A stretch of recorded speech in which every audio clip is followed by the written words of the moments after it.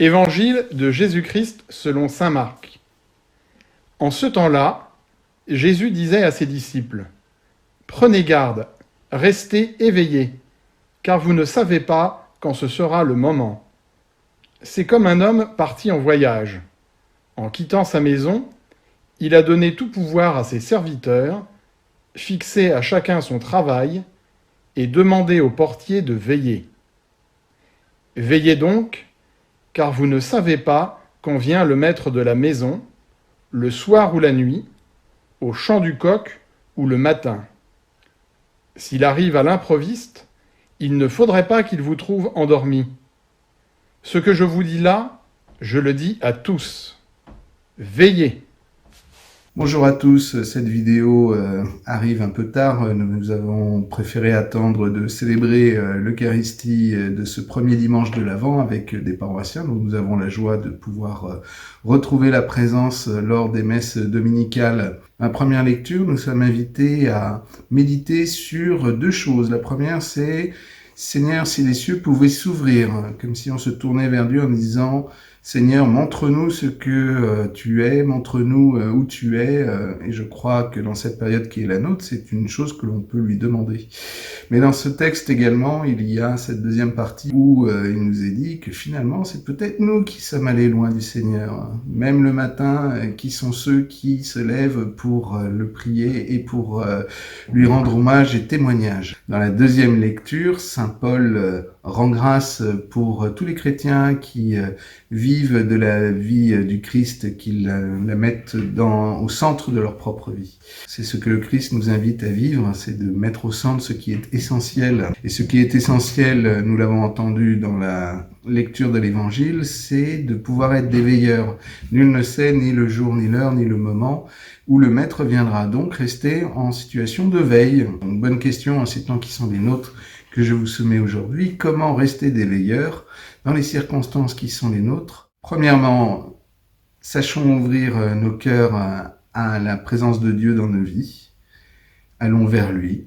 Et du coup, nous verrons peut-être, deuxièmement, ces cieux ouverts, ce que Dieu veut donner à chacun d'entre nous, ce qu'il donne à travers sa parole, à travers ses sacrements, que nous sommes heureux de pouvoir célébrer. Célébrer l'Eucharistie n'est pas une option, n'est pas la dernière roue du carrosse. C'est même peut-être un des éléments qui évite qu'on soit uniquement dans la survie, voyez-vous. Manger, se vêtir, avoir des activités où on achète pour pouvoir vivre, c'est de la survie. Nous avons besoin d'éléments pour vivre au-delà de cette survie. Et pour vivre au-delà de cette survie, eh bien pour nous chrétiens, nous avons le Christ qui se donne et qui s'offre à nous. Bien sûr, cela n'empêche pas d'être extrêmement attentif à tous les gestes barrières, à être attentif au fait que nous n'avons pas à nous contaminer les uns les autres en faisant n'importe quoi. Je vous souhaite un bon dimanche et je vous souhaite du coup une belle entrée dans l'Avent. Merci, à bientôt.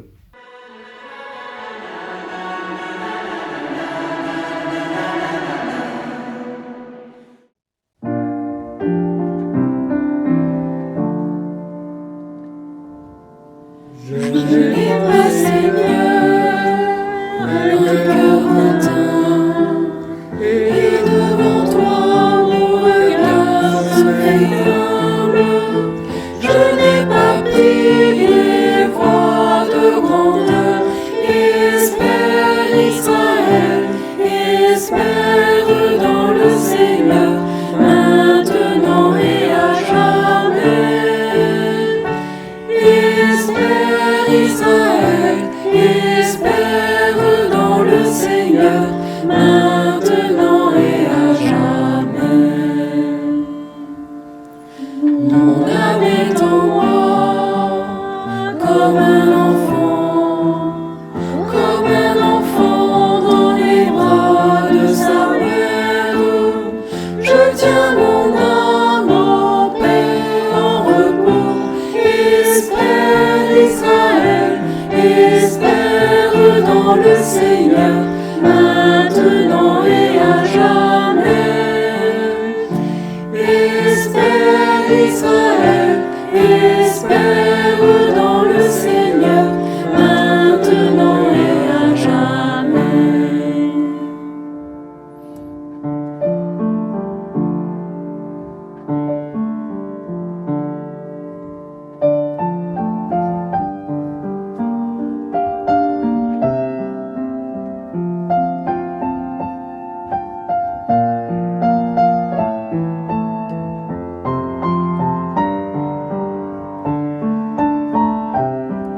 Espère Israël, espère dans le Seigneur, maintenant et à jamais.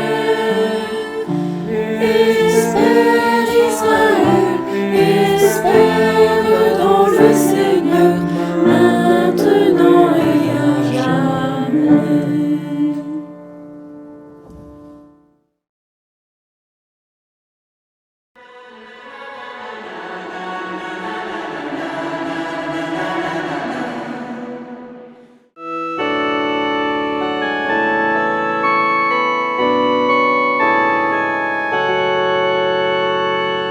Seigneur, que s'élèvent nos prières, qu'elles montent vers toi, ô Père, que ton cœur entend la voix de tes enfants.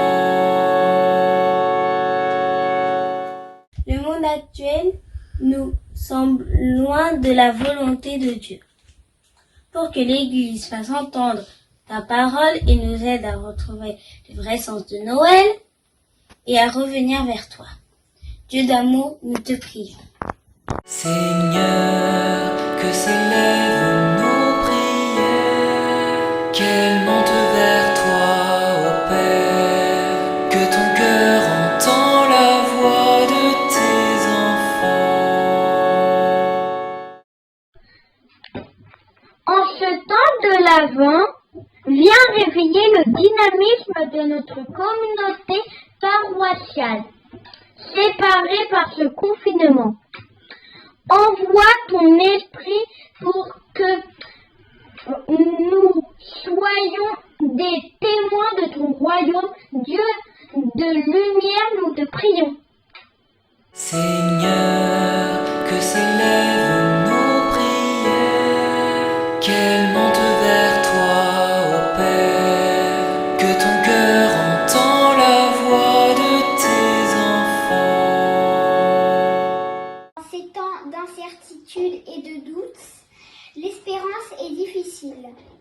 Viens réveiller notre foi pour que nous nous rappelions ta présence rassurante à nos côtés. Dieu d'espérance, nous te prions.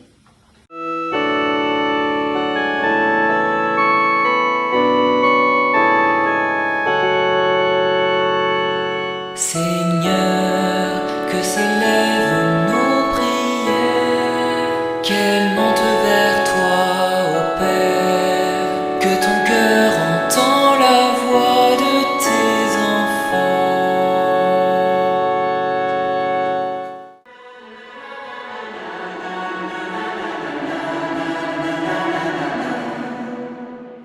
Les responsables du catéchisme du Péreux nous proposent un beau geste de solidarité auprès des personnes qui seront les plus démunies. Avec les enfants du catéchisme, ils vont organiser des paquets cadeaux avec ce que vous pourrez apporter vendredi 7 décembre ou samedi 8 à Sainte-Marguerite-Marie ou à Saint-Jean-Baptiste dans l'après-midi à partir de 17h. Toutes sortes de cadeaux qui semblent possibles à faire à des personnes qui seraient ravies d'en avoir alors qu'ils n'en auront peut-être pas en ces temps de fête de Noël. Un grand merci à vous. Pour illustrer le temps de l'Avent et servir de fil conducteur à la décoration florale de nos églises, malgré le confinement, nous avons choisi l'évocation d'une fenêtre à croisée. Au centre, la croix est le symbole de notre foi en Jésus-Christ et de l'espérance de la résurrection. Elle est aussi le point d'ancrage solide auquel nous pouvons nous raccrocher dans la période très bouleversée que nous traversons. Les 4 carrés figurent les ouvertures d'un calendrier de l'Avent qui ne compterait que les dimanches. Ils seront fleuris et éclairés successivement à chaque dimanche de l'Avent. La notion de calendrier évoque le temps compté, le temps de l'attente de la venue du Sauveur, mais cette année aussi le temps suspendu du confinement et, pour les personnes seules ou contraintes à l'isolement, l'attente parfois interminable d'une visite ou d'une présence. La fenêtre, depuis longtemps chantée par les poètes, elle est devenue par le confinement le lieu d'expression de notre soutien à tous ceux qui bravent l'épidémie. le sujet de réflexion des écrivains et le thème de prédilection des photographes. Elle nous fait entrevoir le ciel, mais aussi le monde extérieur. Fermée, elle protège notre petit univers intérieur. Ouverte, elle est à l'inverse une invitation à la liberté. Alors que nous sommes limités dans nos sorties, elle nous permet de garder un contact visuel avec la vie du quartier et de guetter la venue de celui ou celle que l'on attend.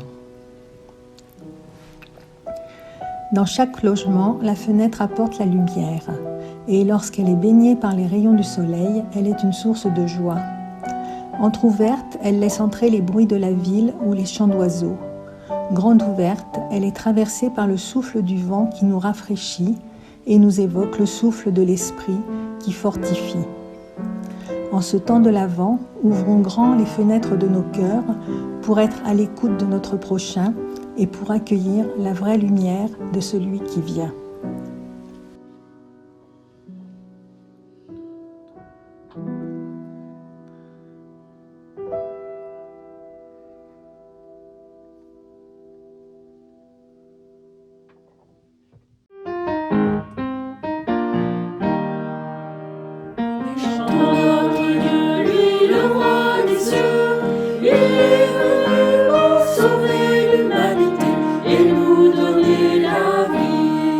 Exulte pour ton roi Jérusalem.